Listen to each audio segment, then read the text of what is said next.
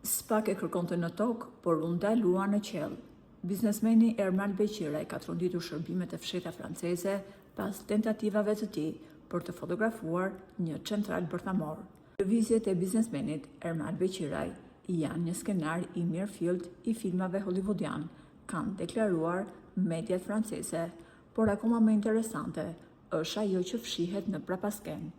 Ajo që u raportua dje nga shërbimet policore në Francë ishte se Beqiraj po pilotonte në një avion të vogël civil, kur u diktua duke fluturuar mbi një central bërthamor. Pasi avioni uli lartësinë në 3500 këmbë, duke shkelur kufirin ligjor për zonat e ndjeshme, forcat ajrore të hapësirës së Francës ndërhyn urgjentisht për ta bllokuar mjetin dhe për ta shoqëruar biznesmenin shqiptar në polici. Hetuesit francezë kontrolluan fizikisht Beqirajin dhe zbuluan 3 pajisje GPS të tipit AirTag të fshehur në rrobat e tij. Prania e mjeteve të lokalizimit mbi një reaktor bërthamor të gjeneratës së re ka ngritur dyshime të forta mbi pistën e spionazhit dhe fotografimit të palishëm të objektit strategjik. Por kjo është vetëm një anë e medaljes.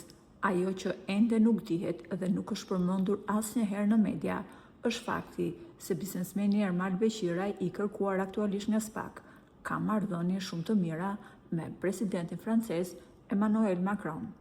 Mediat franceze kanë publikuar foto të Beqiraj me presidentin aktual të Francës dhe nuk dihet eksaktësisht se çfarë lidh një biznesmen në kërkim nga drejtësia shqiptare me presidentin francez.